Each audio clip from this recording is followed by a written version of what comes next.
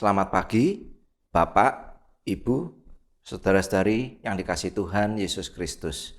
Berjumpa kembali dalam program Hikmat Pagi pada hari ini, Sabtu 7 Maret 2026. Sebelum kita mendengarkan firman Tuhan, mari kita berdoa terlebih dahulu. Mari kita berdoa. Bapa yang baik, kami sungguh mengucap syukur untuk semalam kami boleh beristirahat dan pagi hari ini kami boleh bangun dengan tubuh yang segar, dengan keadaan yang baik, dan kami siap untuk menjalani aktivitas sepanjang hari ini. Sebelum kami melakukan segala sesuatunya, kiranya kami hendak mendengarkan sebagian dari firman Tuhan yang akan menjadi penuntun di dalam kami melangkah hari ini. Kami serahkan Saudara Lukas yang akan menyampaikan kebenaran firman Tuhan, Tuhan pakai sehingga apa yang disampaikan boleh menjadi berkat bagi kami semua yang mendengarkan. Terima kasih Tuhan, di dalam nama Tuhan Yesus kami sudah berdoa. Amin. Hikmat pagi hari ini akan dibawakan oleh Saudara Lukas Anwar Kristianto dengan tema Bersaksi tentang Pengampunan Allah. Bacaan terambil dari Kisah Para Rasul 26 ayat 18 yang berbunyi demikian. Untuk membuka mata mereka, supaya mereka berbalik dari kegelapan kepada terang dan dari kuasa iblis kepada Allah, supaya mereka oleh iman mereka kepadaku memperoleh pengampunan dosa dan mendapat bagian dalam apa yang ditentukan untuk orang-orang yang dikuduskan. Demikian sabda Tuhan, syukur kepada Allah. Selamat pagi, saudara sekalian. Saudara, ada sebuah cerita, yaitu ada seorang anak muda yang kedapatan mencuri emas milik pejabat daerah. Anak itu langsung dibawa dan dijatuhi hukuman berat. Namun, sang pejabat justru mendatangi anak itu dan dia berkata, "Anakku, aku sudah memaafkan kamu. Kamu tidak akan dihukum. Akulah yang akan menanggungnya. Dan setelah ini, kamu akan kuangkat menjadi anakku juga." Saudara, sang anak menjadi sangat terharu.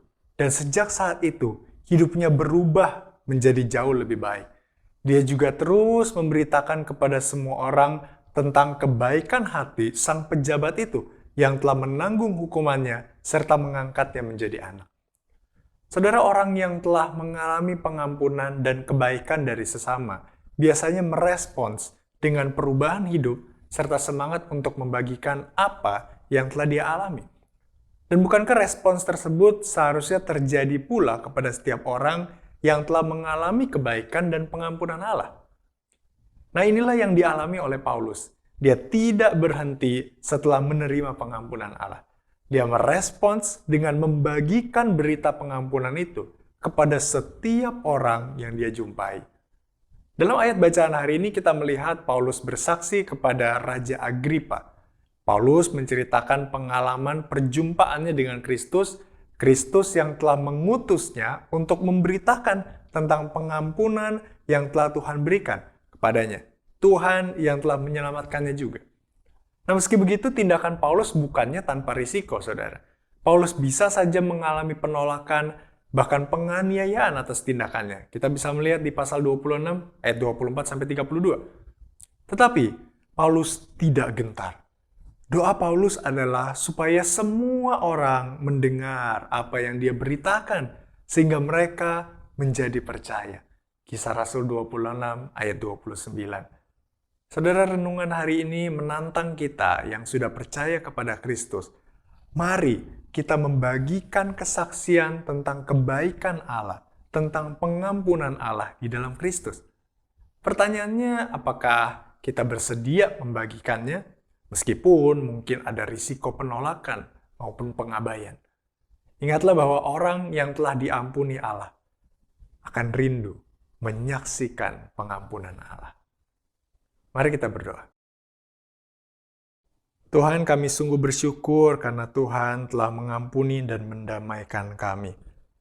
Dan Tuhan, kami juga menyadari bahwa Engkau menghendaki agar kami memberitakan pengampunan dan pendamaian itu. Memberitakan apa yang telah Kristus lakukan bagi kami. Kiranya Tuhan yang memimpin kami, supaya kami diberikan keberanian dan juga kerinduan agar setiap orang boleh mengalami perjumpaan dengan Kristus, boleh mengerti pengampunan dan keindahan yang Tuhan berikan. Inilah doa kami, di dalam nama Tuhan Yesus kami berdoa. Amin. Saudara selamat pagi, selamat menjalani aktivitas panjang hari ini dalam anugerah Tuhan, dan teruslah bersaksi tentang kebaikan dan pengampunan Allah. Tuhan memberkati. Shalom, berjumpa kembali dalam info inspiratif Aksi Paskah 2026 GKI Karangsaru. Pak Jalil adalah seorang produsen keripik singkong rumahan. Aktivitasnya terhambat karena disabilitas yang disandangnya. Berkat bantuan kaki palsu dari program 1000 kaki palsu Yakum, Pak Jalil dapat lebih mudah dalam berjuang mencari penghidupan.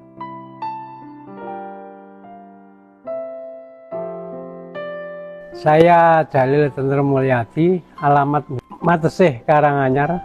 Terima kasih kepada Yakum dalam program 1000 kaki palsu melalui Rumah Sakit Panti Waluyo, Surakarta. Dengan bantuan kaki palsu ini, moga-moga saya bisa menjalankan aktivitas sehari-hari dan bisa berbagi kepada teman-teman semua yang menderita seperti saya. Itu saja yang bisa saya ucapkan terima kasih kepada Rumah Sakit Panti Waluyo, Surakarta. Satu langkah baru yang menyalakan harapan dan semangat. Mari kita bersama memberikan langkah baru bagi mereka yang membutuhkan melalui Aksi Paskah GKI Karangsaru. Persembahan Aksi Paskah dapat dikumpulkan ke kotak persembahan atau transfer ke rekening GKI Karangsaru. Berpuasa dengan hati, berbagi dengan kasih.